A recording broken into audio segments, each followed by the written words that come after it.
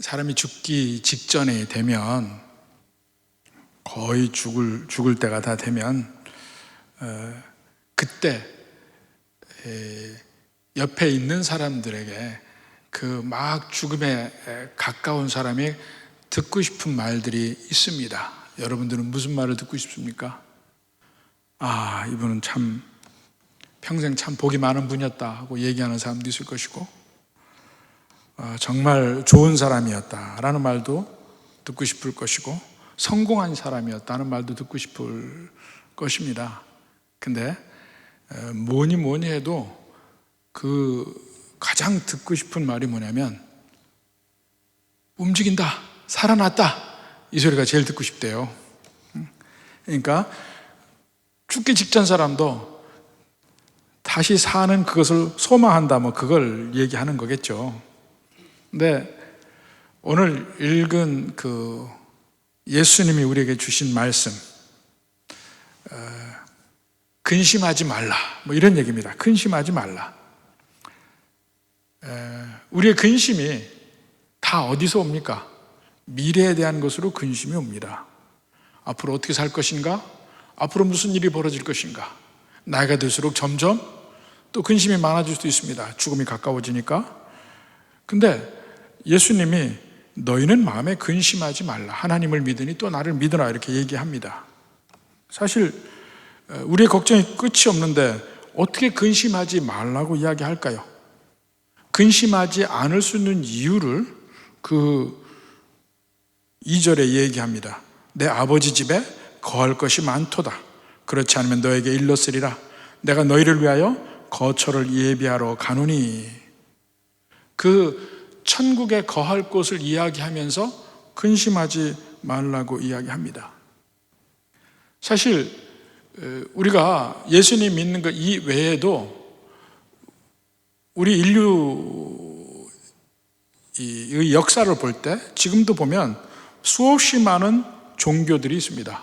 그 종교들마다 이야기하는 게 뭡니까? 항상 저 세상에 대해서 이야기를 해요. 죽음 이후의 세상을 이야기하는 것이 종교입니다. 근데 왜 그럴까요? 불교에서는 극락을 이야기하고, 뭐 도교도 마찬가지고. 유토피아라는 게 뭡니까?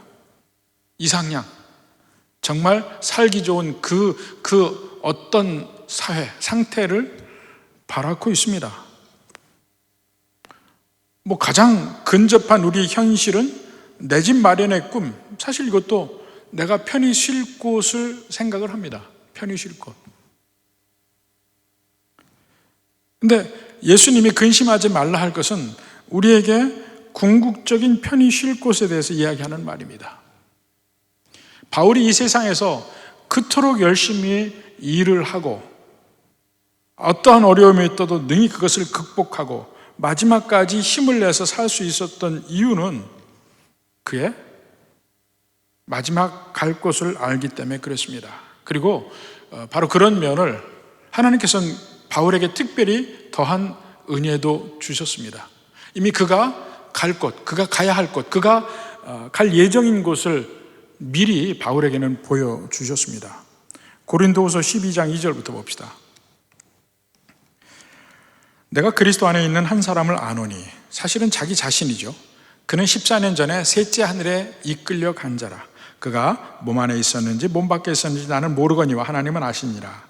내가 이런 사람을 아노니, 또 그가 몸 안에 있었는지 몸 밖에 있었는지 나는 모르거니와 하나님은 아시느니라. 자, 이렇게 얘기를 해놓고, 그가 낙원으로 이끌려가서 말로 표현할 수 없는 말을 들었으니 사람이 가히 이르지 못할 말이로다. 그가 천국을 실제 경험한 사실입니다. 바로 이 천국의 경험이 바울로 하여금 이 세상에서 어떠한 어려움과 환난이 있어도 끝까지 예수 그리스도의 복음을 위해서 살았던 원동력이었을까라고 생각을 합니다. 근데 그러한 면을 예수님도 보여주시는 거예요. 근심하지 말라. 내가 너희의 거할 처소를 예비하러 가겠다. 사실 우리가 예수 믿는 사람으로서 이 세상을 살아갈 때 사실 세상적으로 손해보는 일도 많이 있죠. 예수님 믿기 때문에 끝까지 똑같이 받아치지 못해서 손해보는 일도 많고, 우리가 하고 싶은 일도 하지 않는 일도 많고, 그렇지만 끝까지 뭔가를 지켜가면서 주님이 오시는 그날까지 소망을 가지고 사는 이유가 뭐냐면, 결국은 우리가 가야 되는 건 마지막 그곳에 대한 소망이 있기 때문에 그렇습니다. 바울처럼 그 소망을 가지고 사는 겁니다. 그래서 가는 그것을 위해서 우리는 준비하는 삶을 삽니다. 그것이 우리의 모든 삶이라고 할 수 있어요. 특히 교회 생활에서 우리가 열심히 주의 몸된 교회를 섬기는 것도 바로 그러한 우리가 마지막 가는 그곳을 향한 미리 준비라고 생각을 합니다. 우리가 어디 여행을 간다 할 때에 멀리 가면 갈수록 미리 준비할 것들이 많이 있습니다. 그래서 많은 준비를 하고 가요. 미리미리. 그런 준비 과정이 있는데, 사실 그런 면에서 볼 때 우리의 이 세상에서 삶은 천국 가기 위한 준비라고 생각을 합니다. 그 준비를 우리 인간적인 관점에서 충분히 했다고 느끼는 그때가 우리 교회에서 은퇴하는 시점이에요. 교회에서 은퇴하는 시점에 내가 이제 열심히 천국을 위한 삶을 살았다는 것에 한번 방점을 찍는 것이 은퇴의 순간이 아닐까 생각을 합니다. 예수님이 마지막 약속을 하십니다. 3절에 보니까 가서 너희를 위하여 거처를 예비하면 내가 다시 와서 너희를 내게로 영접하여 나 있는 곳에 너희도 있게 하리라. 예수님이 다시 온다는 말, 그래서 우리를 데려가겠다는 말이 신약 성경에 보면 300번이 넘게 나옵니다. 다시 와서 너희를 데려가겠다. 우린 그것을 기다리고 있습니다. 그래서 바울은 이 세상에서 열심히 일을 하면서도 언제나 천국 갈 준비를 하고 살았어요. 우리가 요즘에 주일 오전 예배 때 빌립보서로 보지만 빌립보서 1장 22절에 23절에 그런 말이 있지 않습니까? 그러나 만일 육신으로 사는 이것이 내 일의 열매일진데 무엇을 택해야 하는지 나는 알지 못하느라.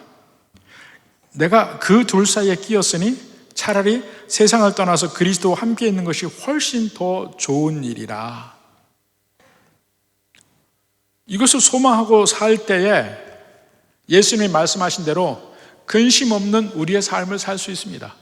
더군다나 주님께서 내게 주신 공식적인 일들을 다 마무리하는 은퇴의 시점에 바로 이러한 바울과 같은 고백도 하고, 이제 언제든지 주님 부르시면 난 갈 수 있다. 가벼운 마음으로 남은 일생 주님에 가는 일생 소망을 가지고 기쁨으로 사시는 우리 은퇴하시는 장로님, 권사님들 되기를 바랍니다.